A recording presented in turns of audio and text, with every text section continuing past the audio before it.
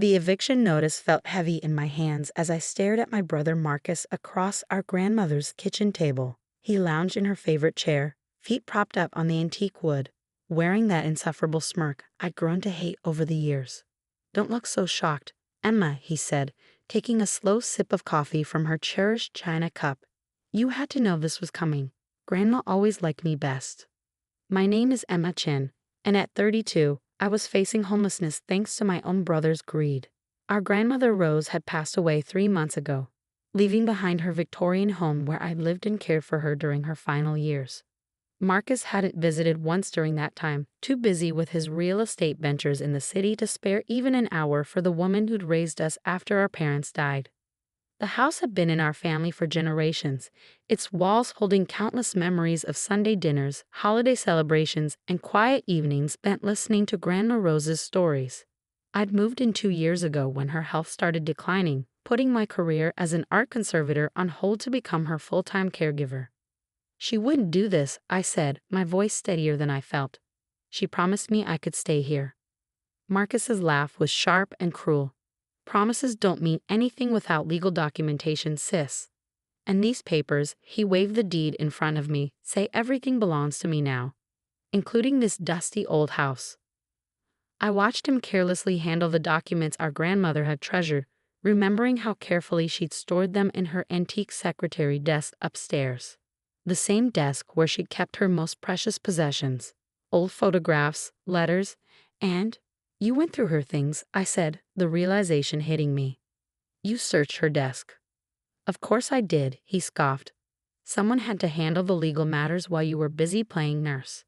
Found these buried under a bunch of worthless old papers. Lucky for me, right?"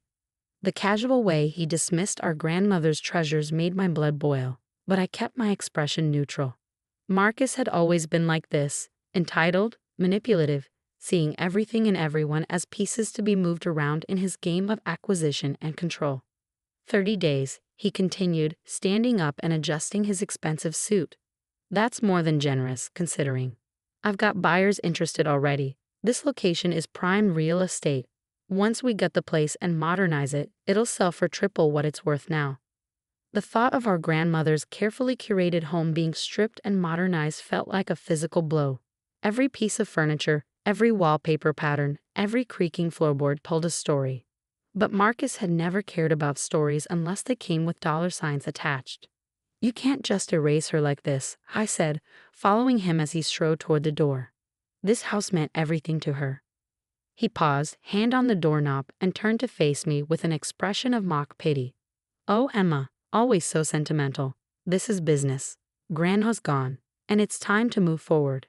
Maybe this will finally force you to get your life together instead of hiding away playing house." As he walked to his Mercedes parked in the driveway, I stood in the doorway watching him go. My fingers traced the worn wooden doorframe where Grandma Rose had marked our heights as children, each pencil line a memory of who we used to be. Marcus had been taller, always reaching higher, but I'd been the one who stayed rooted, who understood the value of home. That night, after hours of crying and raging at the unfairness of it all, I sat in Grandma Rose's study surrounded by the familiar scent of old books and lavender. The antique secretary desk loomed before me, its surface still bearing the marks where Marcus had carelessly rifled through decades of family history. But there was something he didn't know, something Grandma Rose had shared with me during one of our quiet evening talks just weeks before she passed. Running my fingers along the edge of the desk's writing surface, I felt for the nearly invisible seam she'd shown me. With a gentle press, a small hidden compartment clicked open. Inside lay a leather-bound journal, its pages filled with Grandma Rose's elegant handwriting and something else, something that would wipe the smug smile right off Marcus's face. But first, I had some reading to do.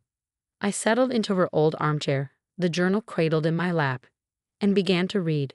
"My dearest Emma," the first page began, "if you're reading this, then I'm gone, and your brother has likely shown his true colors."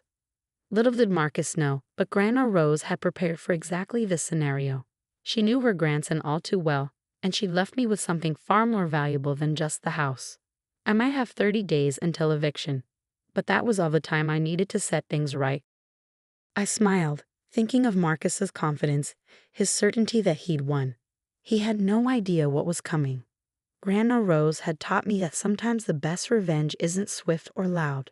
It's patient, careful, and perfectly timed. Like the restoration work I did with damaged paintings, this would take precision and attention to detail.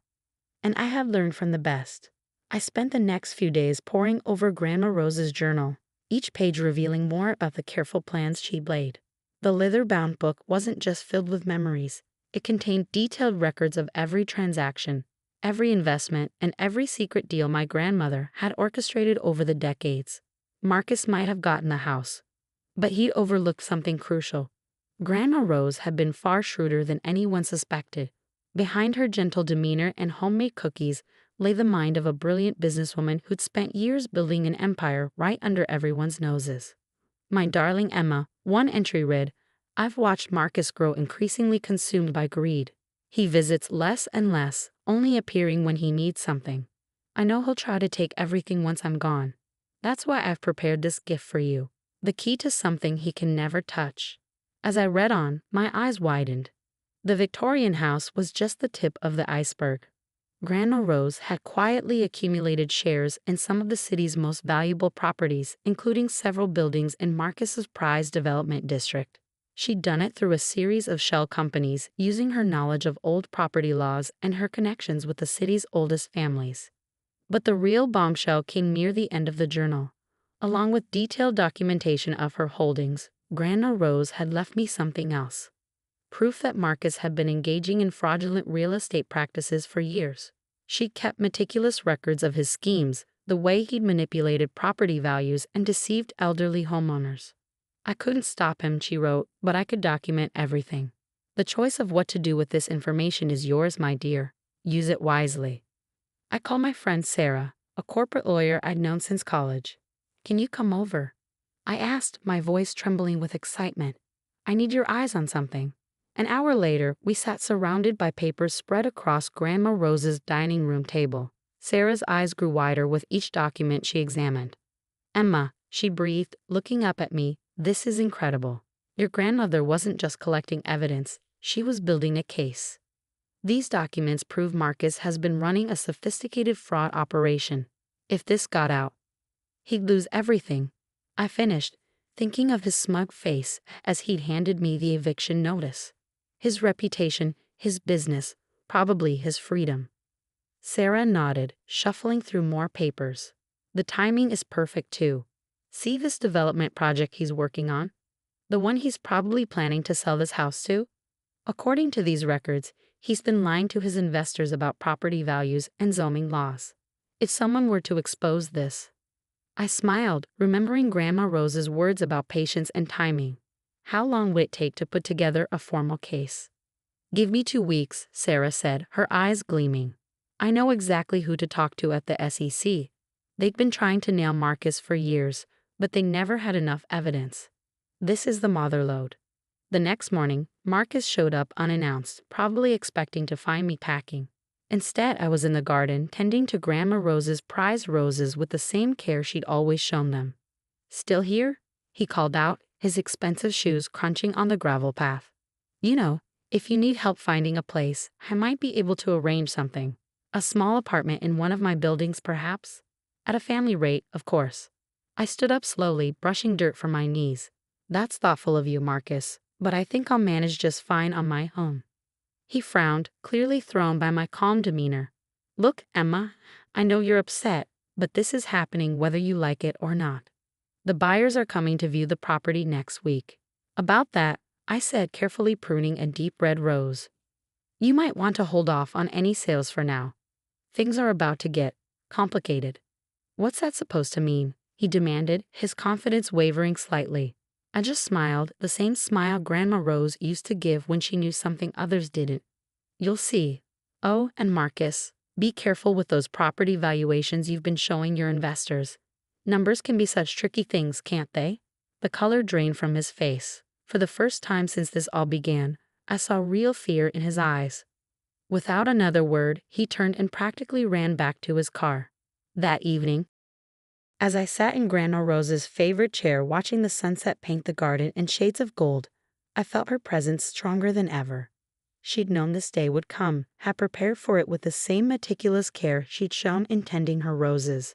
Each thorny problem needed careful handling, she used to say, but with patience and the right tools, any garden could bloom. I picked up my phone and dialed Sarah's number. "It's time," I said when she answered. "Let's show my brother exactly what Grandma Rose left behind."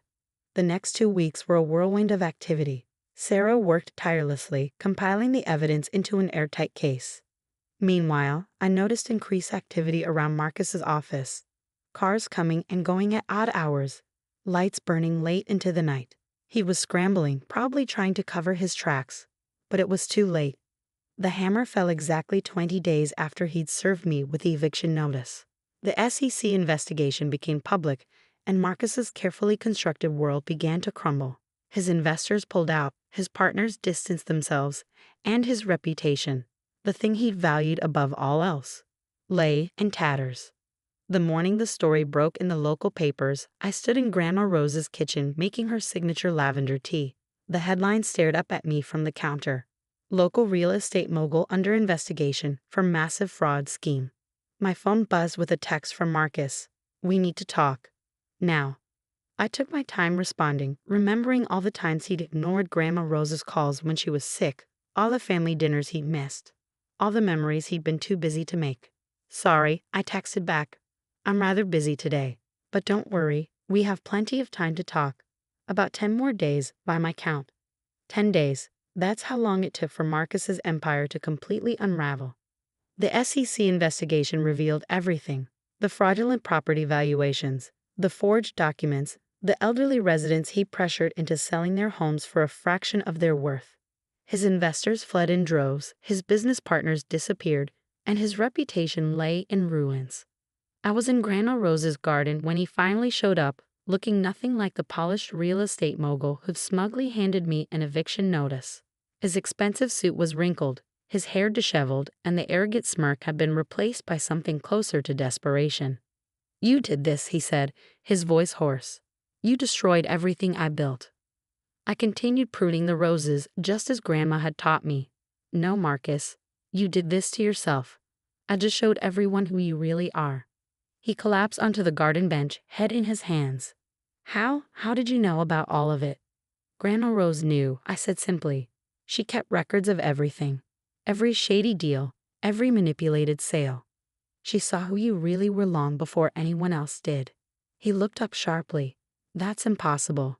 She was just a sweet old lady who baked cookies and tended her garden." I couldn't help but laugh. That's exactly what she wanted everyone to think. But Grandma Rose was smarter than any of us knew. While you were busy building your house of cards, she was building something real, something that would last. I pulled out a thick envelope from my pocket, the final piece of Grandma Rose's plan.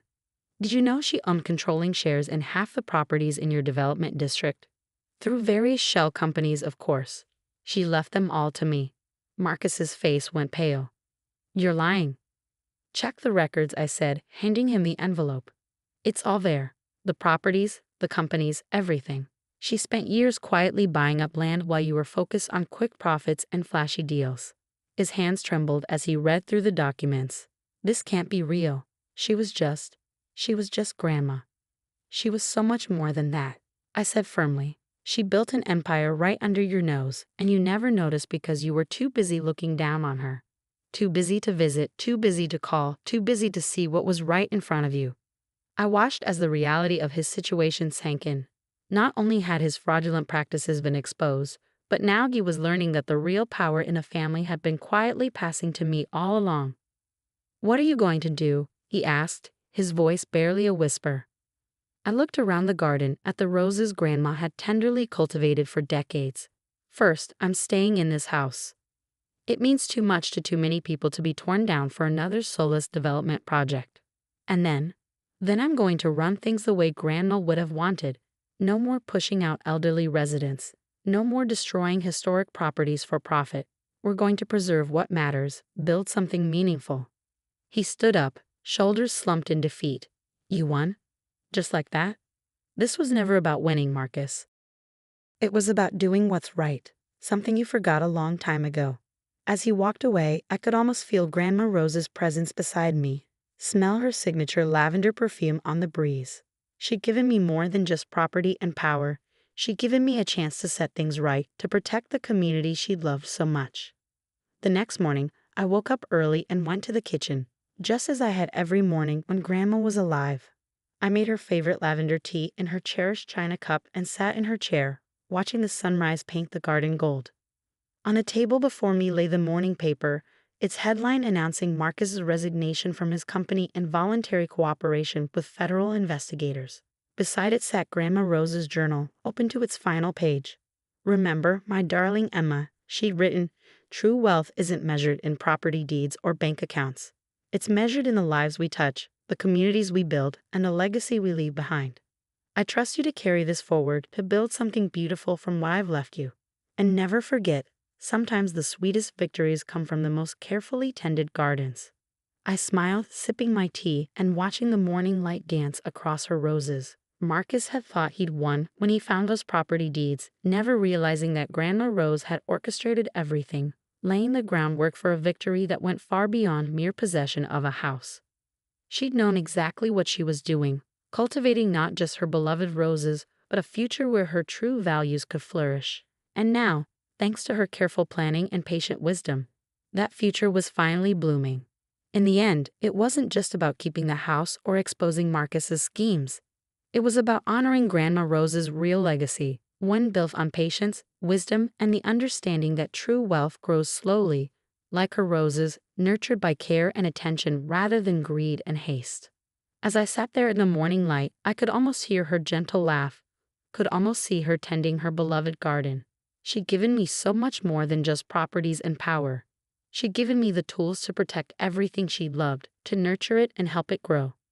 And that, I realized, was the greatest inheritance of all.